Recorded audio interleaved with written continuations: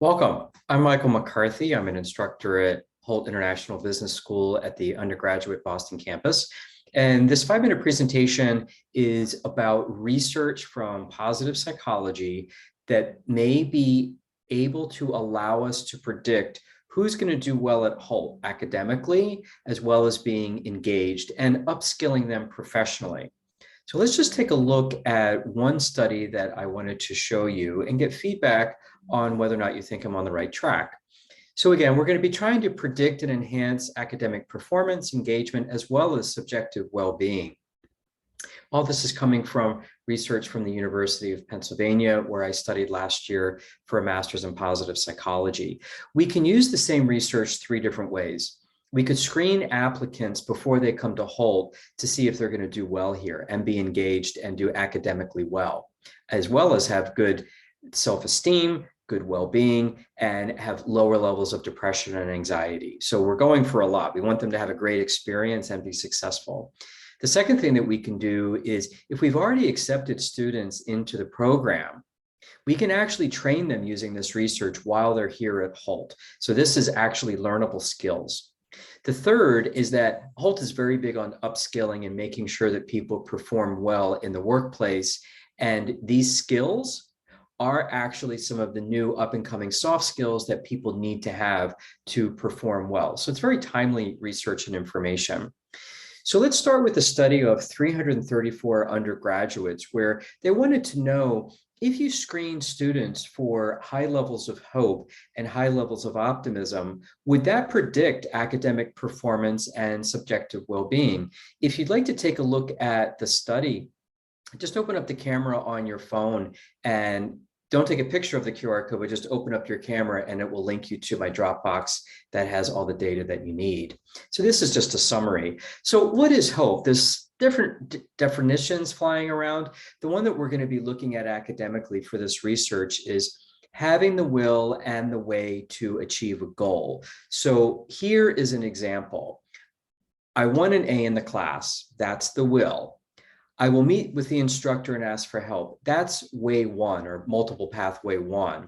I'll sit in the front row and actively participate. That's the second way you could get an A. The third is I'll find like-minded students for my team projects. That could be the third way.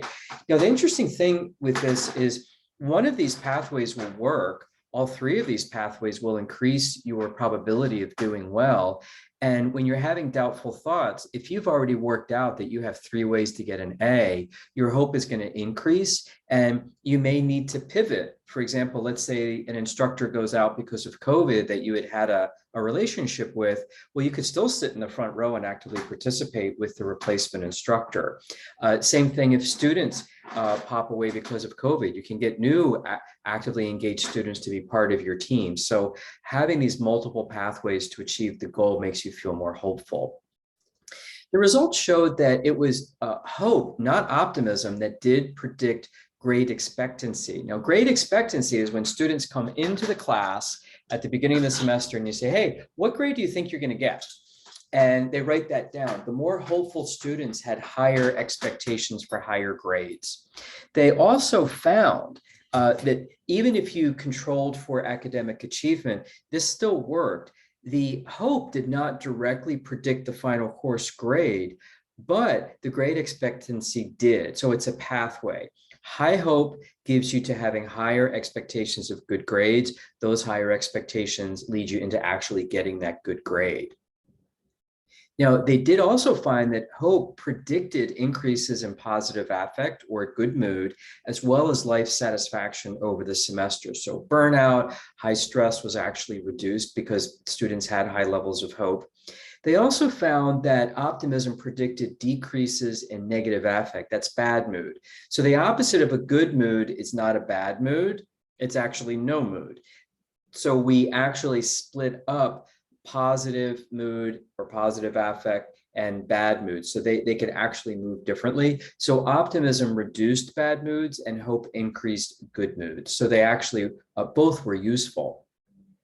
So what they found really is that the belief about your ability to achieve a goal, your hopefulness, is a strong predictor of academic performance, more so than your generalized belief of things kind of go well for me or being optimistic.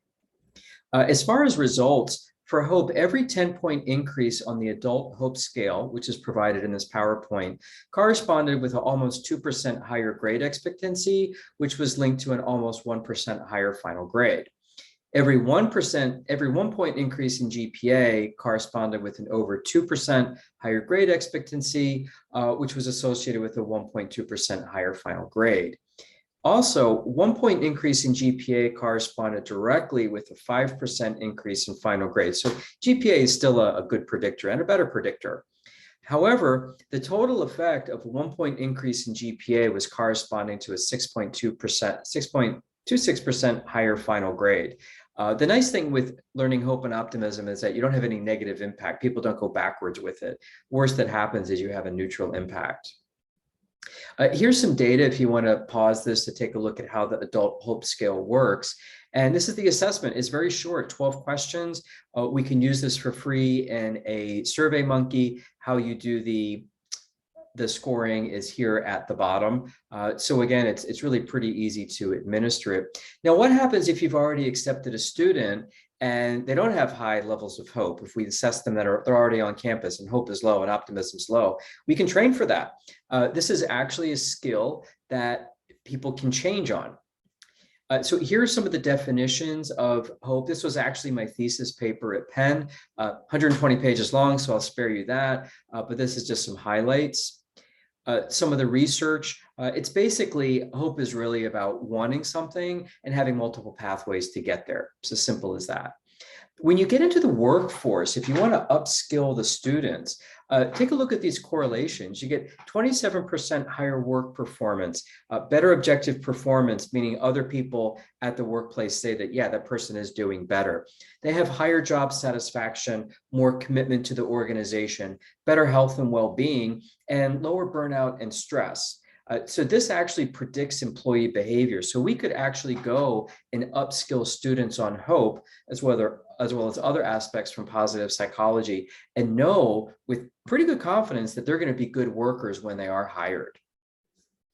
When we looked at over 1,000 participants, they found that there was a positive correlation with performance and hope, and that hope was actually the largest contributor. So hope's pretty important. And here's what a positive intervention would look like, or a training. This is actually a very short training, takes maybe 90 minutes. You can do it alone or in a group, online or in person, self or guided. Everything that was in my thesis was basically this. It needed to be free. It needed to be done alone or in a group, online or in person, and scalable. All of this is based on work by Fred Luthens, who's pretty much the master in this space. And they found that this training increased financial performance, retention, and job satisfaction. And again, this all would work for academics as well. So here's how you do it. You set one professional or academic goal for the next 1, 3, and 6 months. You can do that for 1 month, 6 weeks, semester, by midterm, change your time frame, and then stretch that goal by about 10 or 15%. So if you say, hey, look, I want to get a 3.5, make it a 3.8. So we get the goal and then we stretch it. And then what we do is they need to come up with 3 different ways to meet the goal. And this is where they'd be getting the multiple pathways. And once they have those pathways, then they have to micro-step those pathways so that they become chunked and approachable. So it could be something like, all right, I want to study early in the morning. Those are my power hours. That's how I'm going to get a good grade. So you would micro-step that with, I'm not going to drink or smoke on the morning before a day that I want to study. That's step 1. Step 2 is I'm going to go to bed with 8 hours of sleep. Step 3, I'm going to set the alarm. Step 4, I'm going to make sure that my door is closed so my roommate doesn't wake me up. So you really micro step the goals. Some optional items for the instructor or the trainer is to talk about the personal experiences. Hi, I'm Professor Michael, and I took this hope training, and this is what worked for me. You could also do role plays so that you can put those in class. Those can also be done online. And another debrief is after people have done the training, they can discuss how hopeful they feel. So basically, everyone pretty much leaves very energized from the work here. And that's it. A lot of these techniques are free, scalable. they're easy, approachable, and they don't take a lot of time. I wanted to give you this very brief video just on hope because there's also efficacy, resilience, optimism, and grit, which can also be done. I just wanted to get feedback if you think this is a good pathway. And thanks for listening. Bye-bye.